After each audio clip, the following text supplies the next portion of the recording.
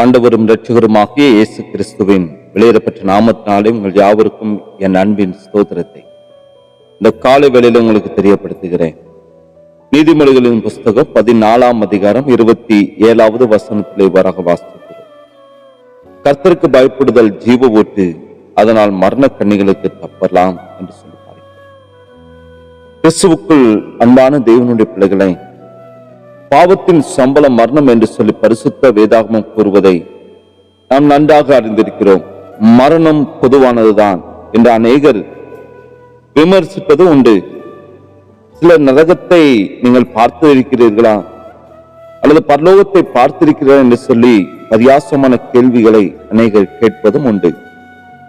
மரணத்தை 3 வகையாக நாம் எடுத்துக்கொள்ளலாம். ஒன்று சரீர பிரகாரமான மரணம், இரண்டாவது ஆவிக்குரிய மரணம், மூன்றாவது ஆவிக்குரிய சரீரத்துக்குரிய மரணம். பரிசுத்த வேதாகமத்திலே ஆபேல் சரீர மரணத்தை அவர் அடைந்தார். ஆதாலும் ஏவாளும் இருவரும் ஆவிக்குரிய மரணமாகிய ஆத்தும மரணத்தை அவர் அடைந்தார்கள். மூன்றாவது நோவாவின் காலத்திலே ஜனங்கள் ஆவிக்குரிய சரீரத்துக்குரிய மரணத்தை அவர்கள் அடைந்தார்கள். இந்த ஆவிக்குரிய சரீரத்துக்குரிய மரணமானது நம்மை நரகத்தில் கொண்டு போய் சேர்க்கும். இதிலிருந்து தப்ப வேண்டுமானால் மனிதன் கர்த்தருக்கு பயந்து அவருடைய கட்டளைகளுக்கு கீழ்ப்படிந்து நடக்க ஆரம்பிக்கும் போது மரணக்கண்ணிகளுக்கு நிச்சயம் தப்பலாம்.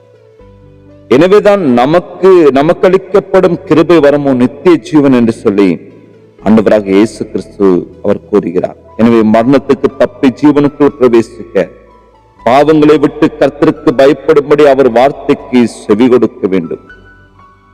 எனவே கிறிஸ்துவுக்குள் அன்பான தேவனுடைய பிள்ளைகளை, மரண கண்ணிகளுக்கு தப்ப வேண்டுமானால் பரிசுத்த ஆவியானவர் நமக்கு திருவளம் பற்றுகிற வேத வசனங்களை ஒவ்வொரு நாட்களும் கடைபிடிக்கிறவர்களாக, பரிசுத்தமுள்ள தேவன் அவர் பரிசுத்தராயிருக்கிறது போல நாமும் நம்முடைய வாழ்க்கையில பரிசுத்தமாக வாழ்ந்து அவருடைய சித்தம் செய்கின்றதான பொழுது இப்படிப்பட்ட மரண கண்ணிகளுக்கு தப்பி அவருடைய பாதையிலே நித்திய ஜீவனை பெற்றுக் கொள்ளும்படியான ஒரு பாக்கியத்தை கர்த்தர் நமக்கு ஒவ்வொருவருக்கும் ஈவாக தருகிற தேவனாய் காணப்படுகிறார்.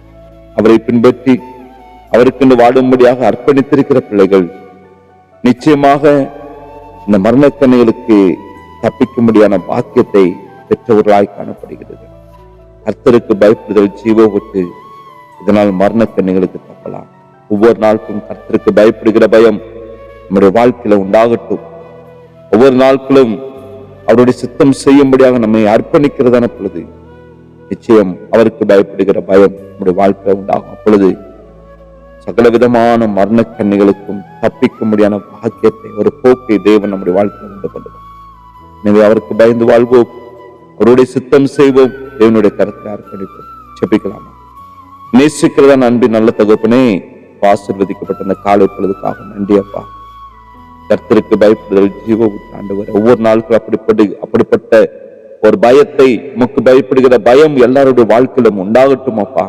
அது ஜீவனுக்கு எதுவான ஒரு பாதை ஆண்டவரே, அதை தேர்ந்தெடுத்து வாழ ஒவ்வொருவருக்கு நீங்க கிருபை செய்யும்படியா நாங்கள் செபிக்கிறோம். இதன் நிமித்தமாக சகல விதமான மரணக்கண்ணிகளுக்கு தப்பித்து வாடும்படியான ஒரு பாக்கியத்தின் தேவன் ஒவ்வொருவருக்கு நீ கொடுக்கிறோம்.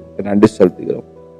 ஒவ்வொரு நாட்களும் இதே வழியும் சத்தியம் ஜீவனுமா இருக்கிறேன் என்று சொன்னீங்களே, அந்த பாதையை தெரிந்து கொண்டு தகப்பனே அதன்படி வாழ ஒவ்வொருவருக்கும் கர்த்தர் கிருபை கொடுக்கும்படி நடத்த ஆசீர்வதியும். இயேசுவின் நாமத்தில் ஜெபிக்கிறோம் நல்ல பிதாவே, ஆமென்.